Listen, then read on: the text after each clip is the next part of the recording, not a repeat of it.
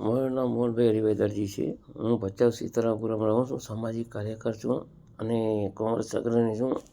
મારું કહેવાનું એ છે કે આજે 45 દિવસ થયા અદાણીવાળાનું કામ બંધ હતું. એનું કારણ કે ખેડૂતોને વળતર પૂરી આપતા નહોતા, અને ખેડૂતોને વળતર પૂરી આપે તો ખેડૂતોનું અપમાન કરતા નથી. કામ કરવા માટે તૈયાર જ છે, પણ ખેડૂતોને વળતર પૂરી આપવી જોઈએ.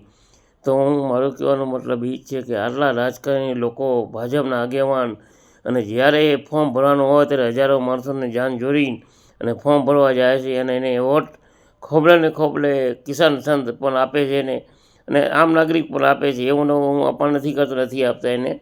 અને ભાજપવાળાને નેતાઓને આ 6 ધારાસભ્ય, એક સંસદ સભ્ય છે, એ જો એ લોકોને કોઈ ન્યાય ના અપાવી શકતા હોય તો આનાથી વિશેષ તો કોઈ વસ્તુ કહેવાય નહીં. અને અગાઉ પણ વાંઢિયાની અંદર એક ધારાસભ્યનો પુત્ર એવું બોલ્યો હતો કે વાંઢિયામાં લેડીસોને આગળ કરીને પૈસા વધારે લેવા માટે થઈને અને ખેડૂતો લોકો કરે છે, પણ એવું નથી. ખેડૂતોના હક માંગે છે, ખેડૂતોનો હક અપાવો.